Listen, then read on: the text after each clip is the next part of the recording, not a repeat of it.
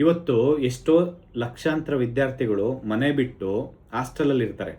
ಹಾಸ್ಟೆಲಲ್ಲಿ ಇರಬೇಕಂತಂದ್ರೆ safety ತುಂಬ important. ಆ safety ಯಾರು ನೋಡ್ಕೊತಾರೆ ಅಂದರೆ ವಾರ್ಡನ್ ನೋಡ್ಕೊತಾರೆ. ಇಲ್ಲಿ ಸರ್ಕಾರ ವಾರ್ಡನ್ನ ರೆಕ್ರೂಟ್ಮೆಂಟೇ ಮಾಡ್ಕೊತಾ ಇಲ್ಲ ಅಂತಂದರೆ ಸೇಫ್ಟಿ ಎಲ್ಲಿಂದ ಸಿಗುತ್ತೆ? ಯಾರು ಶ್ರೀಮಂತರ ಮಕ್ಕಳು ಹಾಸ್ಟೆಲಲ್ಲಿ ಹೋಗಿ ಉಳ್ಕೊಳಲ್ಲ. ಹಾಸ್ಟೆಲ್ಗೆ ಒಂದ್ಸತಿ MLA MP ಯಾರ ಮಿನಿಸ್ಟರ್ಸ್ ಇರ್ತೀರಾ ಒಂದ್ಸತಿ ಹೋಗಿ ವಿಸಿಟ್ ಮಾಡಿ. ಅಲ್ಲಿ ವಾರ್ಡನ್ ಹೆಂಗಿರುತ್ತೆ ಅಂದರೆ ಹಾಸ್ಟೆಲ್ ಹೆಂಗಿರುತ್ತೆ, ಹಾಸ್ಟೆಲ್ ವಾರ್ಡನ್ ಪರಿಸ್ಥಿತಿ, ವಾರ್ಡನ್ನೇ ಇಲ್ಲ ಅಂತಂದರೆ ನೀವು ಒಂದು ಹಾಸ್ಟೆಲ್ ಹೆಂಗೆ ನಡೆಸೋಕ್ಕಾಗುತ್ತೆ? ಮತ್ತು ಸೇಫ್ಟಿ ಹೆಂಗೆ ಕೊಡ್ತೀರಾ?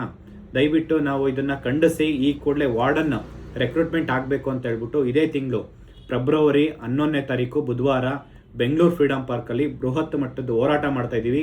ಈ ಒಂದು ಹೋರಾಟಕ್ಕೆ ಎಲ್ಲ ವಾರ್ಡನ್ ಆಸ್ಪಿರೆಂಟ್ಸ್ ಏನಿದ್ದೀರಾ ಈ ಒಂದು ಹೋರಾಟಕ್ಕೆ ಭಾಗವಹಿಸಿ ಈ ಒಂದು ರೆಕ್ರೂಟ್ಮೆಂಟ್ ಈ ಕೂಡಲೇ ಆಗಬೇಕು ಅಂತ ಹೇಳ್ಬಿಟ್ಟು ಮನವಿ ಮಾಡ್ಕೊತೀನಿ. ಈ ಹೋರಾಟ ಆಗಲಿಲ್ಲ ಅಂತಂದರೆ ನೀವೆಲ್ಲ ಪ್ರೆಸೆನ್ಸ್ ಇಲ್ಲ ಅಂತಂದರೆ ಹೋರಾಟ ಯಾವುದೇ ಕಾರಣಕ್ಕಂದರೆ ಯಾವುದೋ ರೆಕ್ರೂಟ್ಮೆಂಟ್ ಆಗಲ್ಲ. ದಯವಿಟ್ಟು ಈ ಒಂದು ಹೋರಾಟಕ್ಕೆ ಎಲ್ಲರೂ ಭಾಗಿಯಾಗಿ, ಎಲ್ಲರೂ ಒಳ್ಳೆಯದಾಗಲಿ. Thank you so much. ನಮಸ್ಕಾರ.